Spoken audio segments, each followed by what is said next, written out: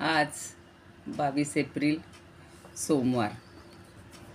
आपण हे सगळं कर्म अकर्म संन्यास कर्मफल त्याग हे सगळं शिकतो आहोत आणि त्यानुसार आपल्याला आचरणात आणायचे. यांची उदाहरणं ज्ञानदेवांनी इतकी सुंदर दिलेली आहेत, किती किती प्रकारे विणून सांगत आहेत. तर त्या उदाहरणाच्या आधारानं आपल्याला थोडं समजून घ्यायला सोपं पडते. करूया सुरुवात. 258पर्यंत उभ्या झालेले आहेत. आज 59व्यापासून सुरू करणार. अलंकापुरी पुण्यभूमी पवित्र, तिथे नांदतो ज्ञान राजा सुपात्र. तया ठविता महापुण्य राशी, नमस्कार साष्टांग श्री ज्ञानेश्वरासी. माता यस्य तपस्विनी च जनको, वैराग्य रागान्वित भ्रातारो गुरुणा निवृत्ति सहिता, निर्वृत्तिका संस्थिताः. इत्थं साधु कृपान्वितं स्वयमहो, ज्ञानामृतेनावृतं वन्दे तं करुणाकरं प्रभुवरं. श्रीसंत ज्ञानेश्वरं, श्रीसंत ज्ञानेश्वरं, श्रीसंत ज्ञानेश्वरं. ज्ञानेश्वर महाराज की जय. पंढरीनाथ भगवान की जय. जय तू श्रीकृष्ण. सर्व श्रोत्यांना आणि ज्ञानेश्वरी भक्तांना सादर वंदन. सारखा पण संन्यास संन्यास संन्यास त्याग हे शब्द ऐकतो आहोत आणि आपण एरवी संन्यासी ही जी वृत्ती किंवा मनुष्य पाहतो त्याच्या चेहऱ्यावरून, त्याच्या हावभावावरून, त्याच्या पोशाखावरून असा अंदाज येत नाही माणूस. पण खरा त्याचं जे वागणं आहे ते कसं आहे, किती समजून घेण्याजोगं आहे, असं 58व्या उभीत पुन्हा काय म्हणतात ज्ञानदेव बघूया आणि आज पुन्हा सुरू करू. ते उदाहरण फार पटलं होतं बघा आपल्याला. बीजची वरोहंसी वेचे, तई वाढती कुळवाडी खांचे, तेवी फळत्यागे कर्माचे सारिले काम. म्हणजे शेतात जे बी पेरायचं असतं, आता जूनमध्ये सगळ्या लोकांचं ते काम सुरू होतं 258. तर ते बी पेरायचं जर आपण खाऊन टाकलं, संपवलं, तर त्या बियांपासून येणारं पीक हे आपोआपच नष्ट होणार आहे. आता पुढे काय सांगतात बघा. तेव्हा नाही, ते सत्वशुद्धी साहकारे, गुरुकृपामृत तुषारे, सासिन्नले निबोधे ओसरे द्वैत दैन्य. काय ओसरे म्हणजे ओसरणार आहे, तर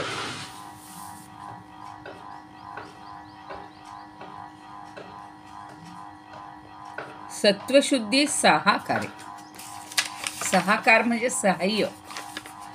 सत्वशुद्धीच्या सहाय्याने काय होतं, तसंच गुरुकृपेचे आधारे म्हणजे गुरुकृपेच्या गुरुकृपारूपी अमृत वर्षावाने आणि रसरसलेल्या आत्मज्ञानाने, या 3 गोष्टी त्याला लागणार आहेत. सत्वशुद्धीचं साहाय्य पाहिजे, कृपेची अमृत वर्षाव किंवा अमृत तुषार आपल्या अंगावर पडले पाहिजेत, आणि सासिल नलेनी बोधे म्हणजे जो बोध आहे, जे ज्ञान आहे ते रसरसलेलं पाहिजे किंवा अगदी सिद्ध झालेलं पाहिजे. आणि अशा ह्या सगळ्या आत्मज्ञानामुळं, गुरुकृपेमुळं आणि सत्वशुद्धीमुळं आपल्याला आपलं जे दैन्य आहे, कसलं दैन्य, तर द्वैतबुद्धिरूपी दैन्य, द्वैत दैन्य, हा जो भेद आहे, सारखा तू मी, माझं असं तुमचं तसं, आम्ही बुवा असं करतो, आमच्याकडं असं नसतं, तुमच्याकडं तसं असतं, हे रोजच्या व्यवहारात हे द्वैत्याचं दैन्य तरी इतकं भरवून राहिलेलं आहे की आपल्या लक्षात पण येत नाही की आपण नकळत हे असं बोललं जाते. म्हणजे आपल्या अंतरंगात कुठंतरी अजून द्वैत भावना आहे. तर ती द्वैत भावना पहिली संपली पाहिजे. तिचं दैन्य आहे बरं का. द्वैत भावना हे दैन्य आहे. दारिद्र्य आहे, म्हणजे नको आहे ते आपल्याजवळ, ते नको आहे, दैन्य नको आहे. त्यासाठी आपल्याला गुरुकृपा मिळवायला पाहिजे आणि त्यासाठी सत्वशुद्धी पाहिजे. अगदी पहिला श्लोक होता बघा, अभयम सत्व संशुद्धीर ज्ञानयोग व्यवस्थिती. आणि आत्ता 12वा श्लोक पुढे पुढे चाललो आहे आपण. अनिष्टमिष्टम मिश्रंच त्रिविधं कर्मण फलम भवत्य त्यागिनां प्रेत्य न तु संन्यासीनां क्वचित. तर त्या श्लोकाच्या ओव्या अजून चाललेल्या आहेत. 260वी आता ओवी पाहणार आहोत आपण. 59 झाल्या. तेव्हा जगदाभासमिषे स्फुरे ते त्रिविध फळनाशे येथ भोगता भोग्या पैसे निमाले हे. आता हा भास आहे, जगताचा आभास आहे. जगदाभासाच्या नावानं प्रगट होणारं जे त्रिविध फळ आहे, आपण आता किती वेळा पाहतोय, अनिष्टम इष्टम मिश्रंच, हे त्रिविध फळ, हे डोक्यातनं विसरायचं नाही आहे. तर हे जे त्रिविध फळ आहे हे नष्ट होतं. म्हणजे ज्यावेळी किंवा त्यावेळी जेव्हा हे दैन्य लयाला जाईल, द्वैत्य संपेल, द्वैत भावना संपेल, त्यावेळेला जगदाभासाच्या नावानं प्रगट होणारे हे जे त्रिविध फळ आहे तेही नष्ट होणार. आणि मग भोगता भोग्य हे सुद्धा, म्हणजे जी त्रिपुटी आहे प्रत्येक ठिकाणी, भोगणारा वेगळा, काय भोगायचे तो विषय वेगळा आणि ती क्रिया वेगळी. म्हणून म्हटले येथ भोगता भोग्या पैसे निमाते हे. ही त्रिपुटी पण संपून जाईल. भोगता आणि भोग्य हेही द्वंद्व राहणार नाही. घडे ज्ञानप्रधानू हा ऐसा संन्यासू जया वीरेशा ते फळभोग सोसा मुकले गा. आता हा ज्ञानप्रधान, ज्ञानाचं जिथं प्राधान्य आहे, जगदाभासाच्या नावानं प्रकट होणारं हे सगळं त्रिविध फळ नष्ट झालं, भोगताभोग्य सगळं आपोआप नष्ट झालं की हा जो ज्ञानसंपन्न कर्मसन्यास आहे, ज्या साधकाच्या संदर्भात तो वाढीला लागतो, घडतो, तेच फळभोगाच्या हव्यापासून मुक्त होतात. सगळ्या साधकांना ही काही गोष्ट लाभत नाही. पण जे ज्ञानसंपन्न आहे, ज्यांना एकदा आत्मज्ञान झालं, मी तूपणा संपला, द्वंद्व संपलं, गुरूंचा कृपारूपी आशीर्वाद आपल्याला मिळालेला आहे, मग हा कर्मसन्यास ज्या साधकांच्या बाबतीत घडतोय, ज्यांच्या संदर्भात घडतोय, ते ह्या फळभोगाच्या हव्यापासून मुक्त होतात. सगळा हव्यास आहे, हे पाहिजे ते पाहिजे. लोक म्हणतात आम्ही काही कशाची अपेक्षा करत नाही, फक्त आम्हाला म्हातारपणी बाबा सुख मिळायला पाहिजे, म्हणून आयुष्यभर आपण कष्ट घेतो. शेजाऱ्यांना सुद्धा मदत का करायची? आमच्या कठीण समयी प्रसंगी कुणीतरी आपल्या उपयोगी पडावं. नाही, उपयोगी पडावं ही अपेक्षा ठीक आहे, पण म्हणून आपण करायचं का सगळं? तो एक काय म्हणूया आपण, शेजार धर्म लोक पाळतात. आणि शेजार धर्म म्हणून आता समर्थांनी सांगितलेला हा एक शब्द मला जास्त पटलाय, की जरी परमार्थ करायचा असला तरी सुद्धा आपल्याला व्यवहाराचं काय म्हणू आपण, प्रपंचामध्ये जी कर्तव्य, जे धर्म आहेत ते सगळे पार पाडायलाच पाहिजेत. आणि भगवंत आपल्याला तेच सांगतात की सगळी कर्म तर करा तुम्ही. कर्म असं म्हणले का कोणी हात जोडून फक्त जपमाळ घेऊन बसा? अहो, कधी कधी त्या जपमाळेला हात लावायला सुद्धा होत नाही. पण मनात जर त्याचं सतत चिंतन असेल, भगवंताचं चिंतन असेल, भगवंताचं स्मरण असेल तर बास आहे. किंवा कुठलंही कर्म करताना हे मी केलं ही भावना नको आहे तर पुरेसं आहे. मग तेच इथं त्यांनी सांगितलं की फळभोगाच्या हव्यासापासून दूर पाहिजे. कुठलंही कर्म काहीतरी मला मिळावं. लोक म्हणतील फार मोठी अपेक्षा नाही हो, त्यांनी फक्त आम्हाला येऊन विचारायला पाहिजे होतं ते काम करण्यापूर्वी. म्हणजेच तो मी पण हा अजून कुठेतरी खोल रुतलेला असतो. आणि फक्त एवढं पाहिजे, म्हणजेच फक्त एवढासा तरी काहीतरी अपेक्षा किंवा काहीतरी फळाची थोडीशी तरी लालसा ही राहिलेली असते, थोडी कणभरानं. पण ज्याच्या ठिकाणी संपली, पूर्ण ज्ञान झालं, कर्मसन्यास पूर्णपणे त्याला मिळालेला आहे, अशा साधकांच्या बाबतीत या फळभोगांचा हव्यासुद्धा अजिबात उरत नाही.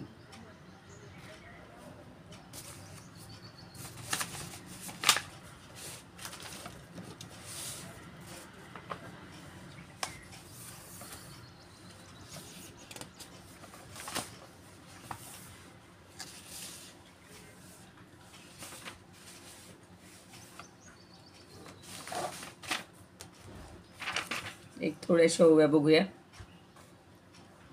काल काही झालेले आहेत, त्याच्या पुढच्या बघूया. त्या ओवीपासून घेते. बीजची खावून टाकीता साचार, शेतीचा व्यापार खुंटे जैसा. त्याच्या आधीच्या 1-2 घ्याव्या वाटतात, म्हणजे थोडी लिंक लागेल. म्हणून सुटे ना ज्यांची फलासक्ती, गुंतोनिया जाती संसारी जे. परी जाईची या फुलांचा विकास, कोमे जावयास हे तू जैसा. तैसे त्यागी यांचे कर्म आचरण, होतसे कारण निष्कर्म्यासी. बीजची खावून टाकीता साचार, शेतीचा व्यापार खुंटे जैसा. तैसा कर्म बंध टाकीला तोडून, तयांनी संपूर्ण फल त्यागे. तेणे अंतशुद्धी लाभता सत्वर, सद्गुरु दातार कृपा खरी. सगळी सद्गुरूंची कृपा आहे. म्हणून आयुष्यात आपल्याला चांगला सद्गुरू भेटणं हे सुद्धा आपलं भाग्यच असतं. सद्गुरु प्रसादे होता आत्मज्ञान, जाय मावळोन द्वैत भाव. मग जगत भास निमित्ते केवळ, स्फुरे कर्मफळ त्रिविध जे. तयाचा विनाश होता भोग्य भोगता, ऐसी नुरे वार्ता स्वभावेची. ज्ञानप्रधान हा घडता संन्यास, लोपतो अशेष फळ भोग. अशेष म्हणजे तिथे काहीही उरत नाही, कणभरही. एकदम स्वच्छ जागा. काही ठिकाणी बघा, आत्ता काही कार्यक्रम झाला होता का नव्हता असं सुद्धा वाटत नाही, इतकी ती जागा स्वच्छ पवित्र केली जाते. काही लोक फार म्हणजे ज्याला अगदी चाणाक्ष असतात, अलर्ट असतात, तत्पर असतात कामाला. म्हणजे मी मागे सांगितलं होतं की आम्ही ज्या वेळेला अशीच पूजा वगैरे आणि काही अधिकाच्या निमित्तानं सगळ्यांना बोलवलं होतं, तर ते केटरर एवढे चांगले होते की ते म्हणे तुम्ही काळजीच करू नका, तुम्हाला काहीच कष्ट पडणार नाही. त्यांनी असं सगळं छान आणला, स्वयंपाकही चांगला आणला, ज्या गोष्टी गरम द्यायच्यात त्या तिथं गरम करून दिल्या.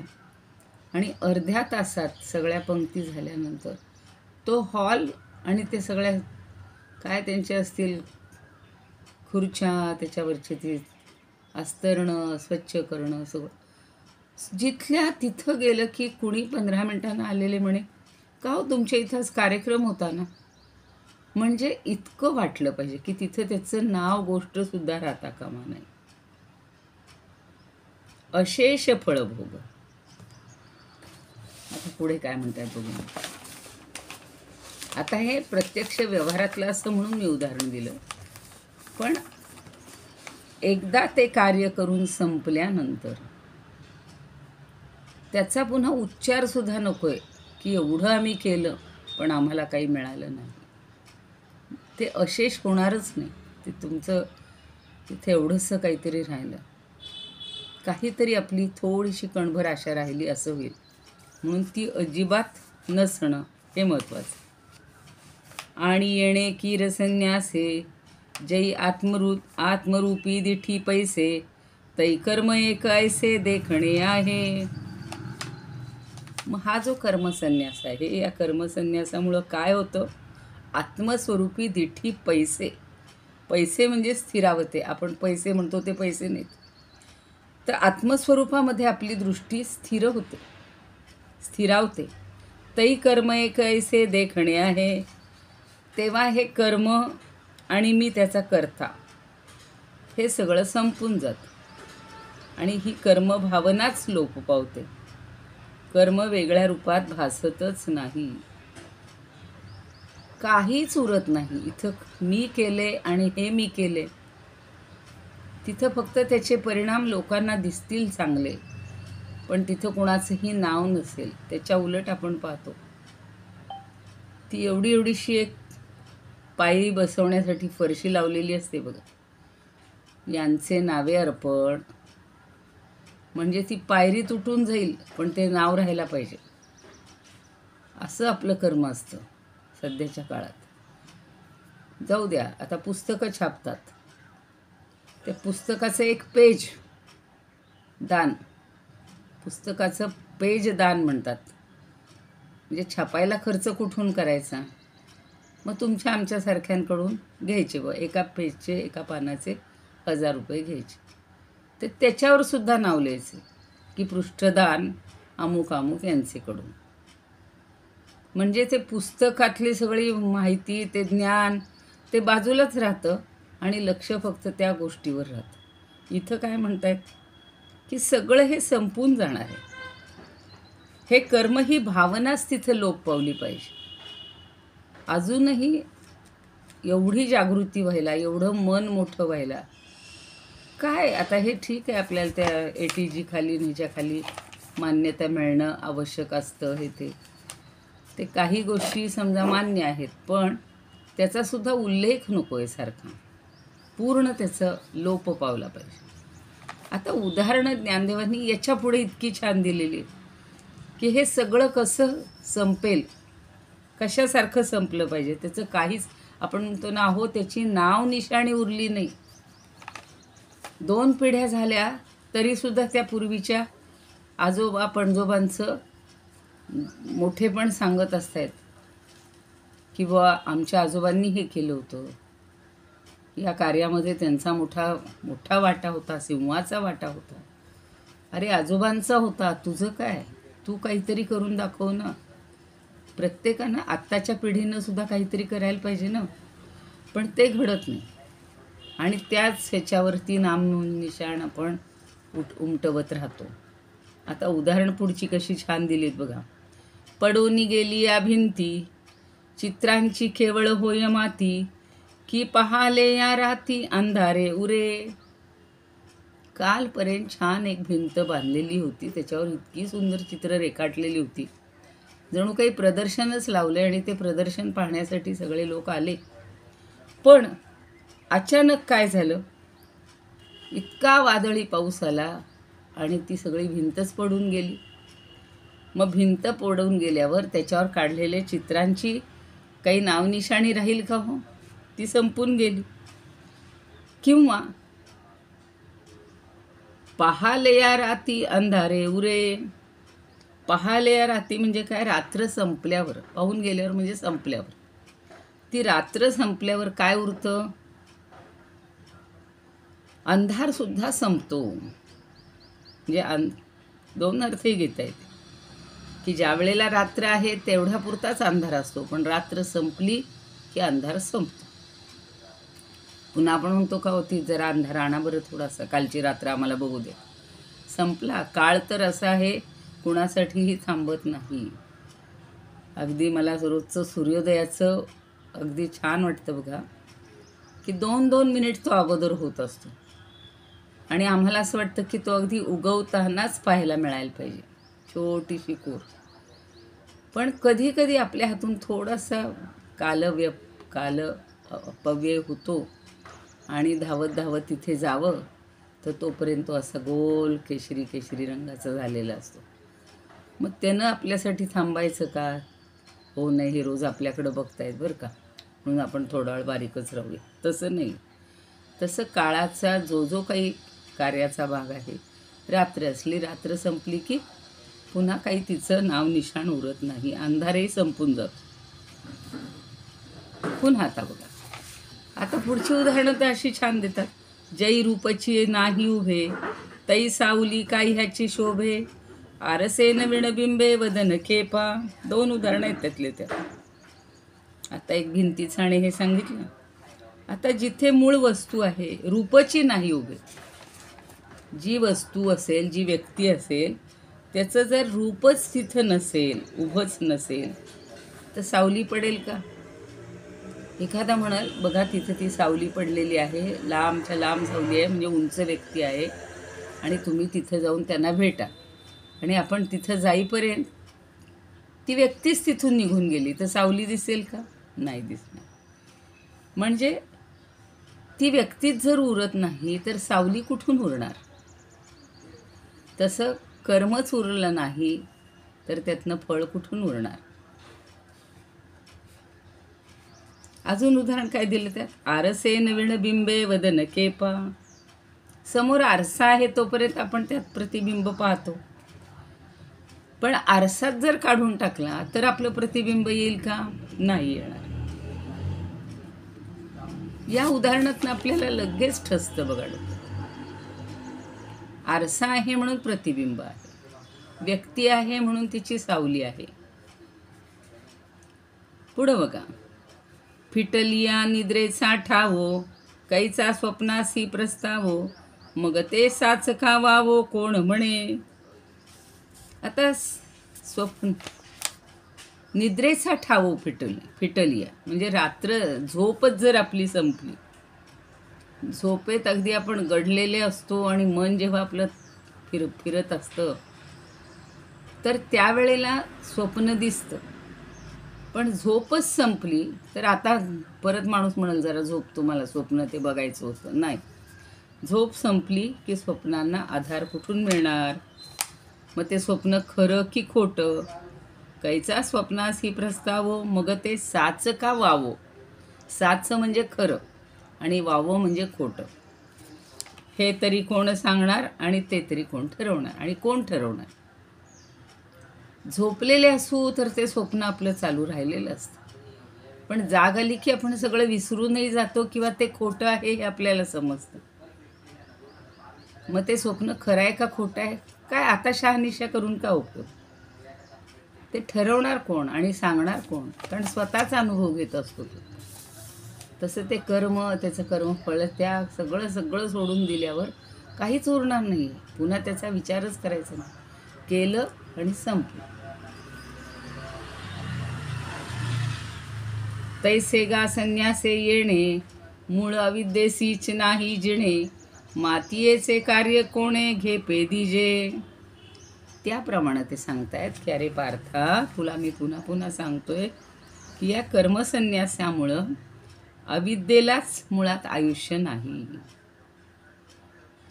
संन्यासे येणे मूळ अविद्येसीच नाही जिणे. जिणे म्हणजे जीवन नाही आहे, आयुष्य नाही आहे. मातीयेचे कार्य कोणे घेपे दिजे. आता तीच शिल्लक नाही, अविद्या शिल्लक राहिली नाही. तिथं जे कार्य आहे, कर्म आहे, त्याची देवघेव कोण करणार? तिचे कार्य कोणे घेपे दिजे. घेपे दिजे काय शब्द वापरतं बघा, देवाणघेवाण. तसं घेपे म्हणजे घेणार आणि दिजे म्हणजे देणार. तर ही देवघेव कोण करणार? तिचं कार्यच नाही, कर्मच नाही, मग तुम्हाला कोण त्याची देवघेव करणार? काहीच नाही. कार्य ते संपुष्टातच आलेलं आहे, कार्याचं नावही उरलेलं नाही. त्याच्या फळाचा तर संपलंच, फळाचंही अपेक्षा करायचीच नाही. आणि ही भावना एकदा संपली की कर्मसन्यासामुळं अविद्या नाही, अविद्येला आयुष्य नाही. ती संपली की कार्य किंवा कर्म त्यांची देवघेव होणारच नाही. लोक म्हणतात अहो आम्हाला समजलं होतं इथं अमुक अमुक आहे म्हणून, काहीतरी चाललं इथे, समाराधना चालली किंवा दान वाटप चाललेलं आहे, पण तिथं काही नाही, सगळं साफ झालेलं आहे. तो विषय संपला. ज्याने केले तो म्हणतो आम्हाला काही कल्पना नाही, काही असेल बाबा इथं. म्हणजे इतकं निर्लिप्त राहायला पाहिजे. हे मी केलेलं होतं न हो. लोक लगेच सांगतात हो अहो आठवडाभर चाललेलं होतं, तुम्हाला आज कळलं होय? कालपर्यंत चाललेलं होतं, अहो मगापर्यंत चाललेलं होतं, थोडे आधी आलं असतं तर तुम्हाला मिळालं असतं. ही आपली भावना असते की आपल्याला हो आपल्याला चुटपुटला. आता हल्ली तर काय मेडिकलच्या बऱ्याचशा टेस्ट असतात किंवा मोफत शिबिर असतात बघा. नेत्रांची तर डोळ्यांची तर शिबिर होते. आमच्या इकडचे एक डॉक्टर होते किंवा इथं सुद्धा खूप शिबिरही घेत असतात सतत. आणि मग त्यांच्यामार्फत ज्यांना लाभ मिळतो त्यांना मिळतो, पण ते काही असं सांगत बसत नाहीत काही मी याची केली त्याची केली त्याची केली. ती सांगायला नाही पाहिजे, प्रत्यक्षात तसं पाहिजे आहे पण आपण बघतो पेपरला जाहिराती येतील, त्याच्या पुढे टी व्हीवर असेल, रेडिओवर बातमी असेल. ठीक आहे, लोकांना प्रेरणा मिळण्यासाठी ठीक आहे, पण पुन्हा त्यांचे सगळ्यांचे सत्कार, त्यांनी अमुक अमुक केलं. खरं म्हणजे ते कशाचीच अपेक्षा नाही, तेही कर्मफळच आहे. पण लोक मात्र म्हणतात एवढं आम्ही समाजासाठी करतो, पण समाजाला काय आमचं देणं घेणं? काही नाही. अहो, एवढे हजारो लोक आले, त्यांची ऑपरेशन झाली, गेले सगळे निघून. कुणी दोन शब्दानं बोललं पण नाही की अहो यांनी एवढं मोठं आयोजन केलं, त्यात आम्हाला लाभ मिळाला. म्हणजे हा जो भाव आहे ना, हा संपायचा. तो संपला सगळा. पुढे पण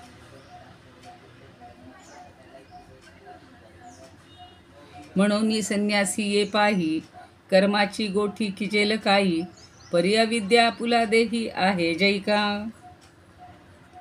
म्हणून म्हणतायत की पार्था तू लक्षात घे, या कर्मसन्यासात कर्माचं नाव आपण कशासाठी घ्यायचं. आता मी तेच सांगितलं, कशासाठी घ्यायचं. त्या कर्माच्या गोष्टी कर्मसन्यासाला कधीतरी करता येतील का? पण आपल्या देहामध्ये अविद्या अशी सळसळत असते. करतेपणा, जै करतेपणाचे निथावे, कर्माची गोठी किजेल काही, परी अविद्या पुला देही आहे जैका योगे. ती राहिली म्हणायची. म्हणून संन्यासी ये पाही, कर्माची गोठी किजेल काही. म्हणजे या कर्मसन्यासाला कधीतरी या कर्माच्या गोष्टी करता येतील का? मग कर्मसन्यासात पुन्हा पुन्हा नाव कशाला घ्यायचं? कशाला घ्यायच्या त्या गोष्टी? कर्माची गोठी किजेल काही, परी अविद्या पुला देही आहे जैका. ती अविद्या आहे तोपर्यंत हे सगळं राहणार, असं पुढं सांगतात.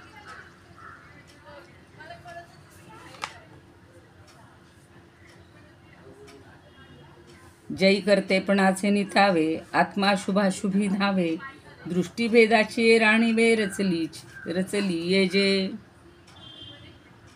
कर्तेपणाची थावे, या कर्तेपणाच्या दिशेनं किंवा कर्तेपणाच्या बाजूनं इतकं माणसाला देहाला धावायला लावते ही अविद्या, की मी केलं नुसता माणूस धावत सुटतो त्याच्यामागे. का? तर त्याच्या शरीरात सगळा अविद्येचा गाढ अंधकार आहे. परी अविद्या आपुला देही आहे जे का. तर तो अविद्या सळसळतच असते, आणि ज्या कर्तेपणाच्या भावनेनं म्हणू किंवा दिशेनं आपण धावायला लागतो, तर त्या ठिकाणी शुभाशुभी धावे, आत्मा शुभाशुभी धावे. आत्मा हा शुभ आणि अशुभाच्या ठिकाणी धावत सुटतो, आणि आपली जी दृष्टी आहे, दृष्टी भेदाची राणीवे रचली ये गा. आणि दृष्टी मात्र भेदभावरूपी राज्यावर, राणीव म्हणजे राज्य संपदा, राज्यावर ती स्थिर झालेली असते. म्हणजे हा जोपर्यंत मी करता आहे, हा भाव सुटत नाही, याच भावनेनं माणूस वावरत राहतो, कर्तेपणातच लिप्त झालेला असतो, आणि शुभ आणि अशुभ ठिकाणी तो धावत सुटतो. शिवाय दृष्टीही भेदाभेदच करत असते, भेदाभेदरूपी राज्यावरती जणू काही आरूढ झालेली असते.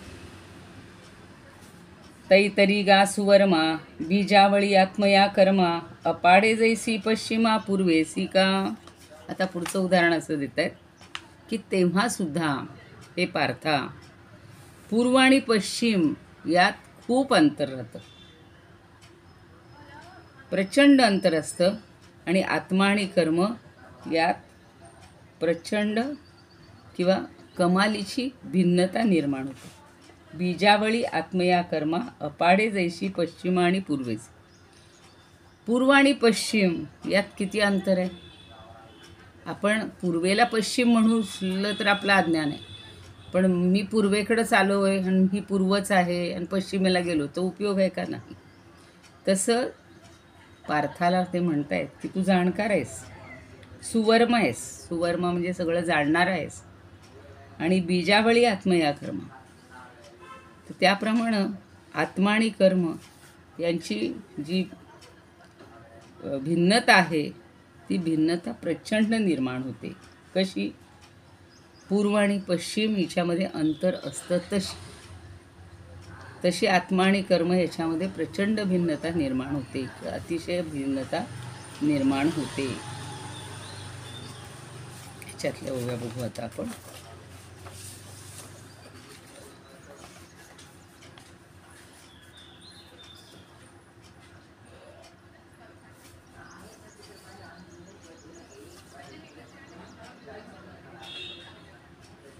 आपण उदाहरणं पाहिली होती ती पुन्हा जरा आता त्याच्यात वाचलेली होती.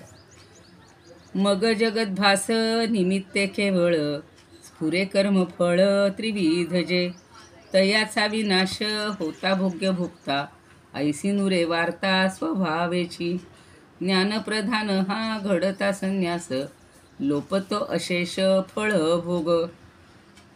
अशेष म्हणजे पूर्ण, फळभोग 100% पुसून गेलेला.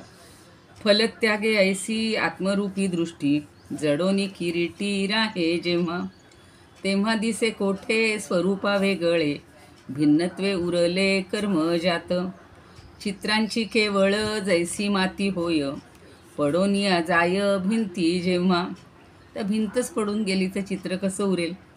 नातरी प्रभाती नष्ट होता निशा अंधार तो जैसा नुरे कोठे. एखादं म्हणाला अहो आम्ही आत्ता पाहिलं तोपर्यंत अंधार होता ना, आता कसं काय, कुठं गेला अंधार? सकाळ झाली, अंधार संपला.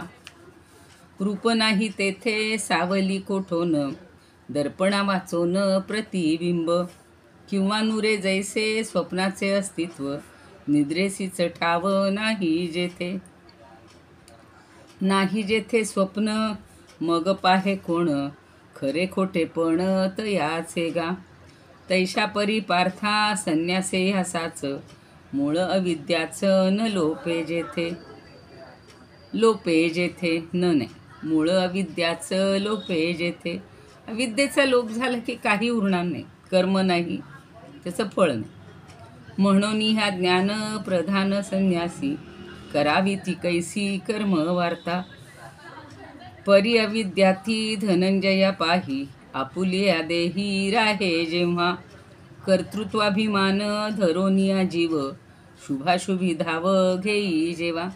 पुन्हा पुन्हा पुन्हा मूळ पदावर येत आहेत की जर ही अविद्या संपलीच नाही, हाच कर्तृत्वाचा अभिमान आपल्या जीवांनी धरून ठेवला आणि हे शुभ कर्म आहे, हे शुभ फळ आहे, ते अशुभ आहे, अशा याच्याकडे जेव्हा आपली धाव जाईल आणि भेदाची या सिंहासनी राजसिंहासनी बैसते खेळोनी दृष्टी जेव्हा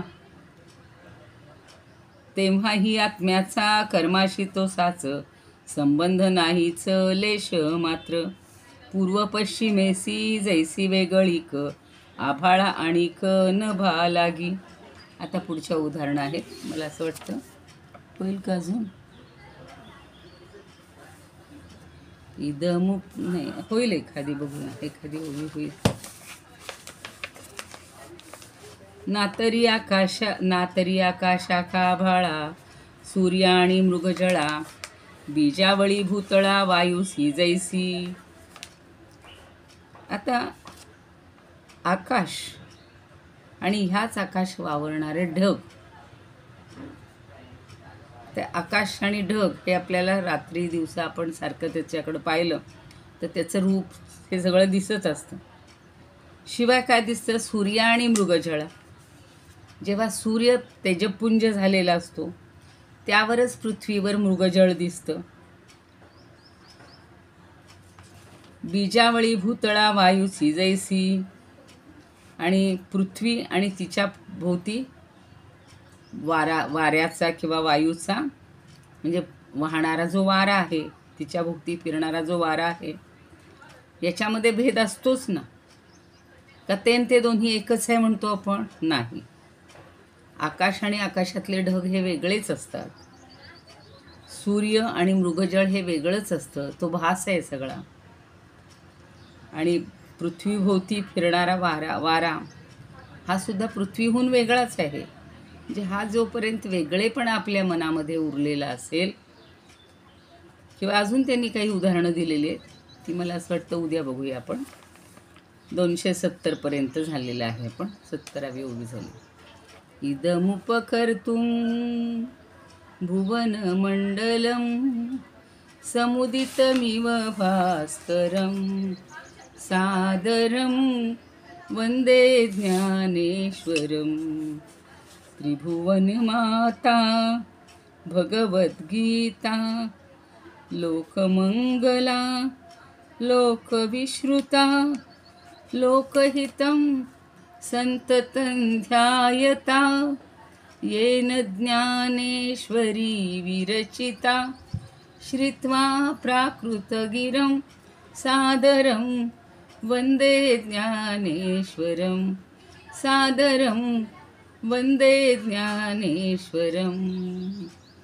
आरती ज्ञानराजा महाकैवल्य तेजा सेविती साधू संत मनुवेधला माझा. आरती ज्ञानराजा लोपले ज्ञान जगी इतरणती कोणी. अवतार पांडुरंग नाव ठेविले ज्ञानी. आरती ज्ञानराजा कनकाचे ताट करी उभ्या गोपिका नारी. नारद तुंबरू हो सामगायन करी. आरती ज्ञानराजा प्रगट गुह्य बोले विश्वब्रह्मची केले. रामा जनार्दनी पायी मस्तक ठेविले. आरती ज्ञानराजा महाकैवल्य तेजा सेविती साधू संत मनुवेधला माझा. आरती ज्ञानराजा. ज्ञानेश्वर महाराज की जय. पंढरीनाथ भगवान की जय. जय श्री कृष्ण. जय तू ज्ञानेश्वर.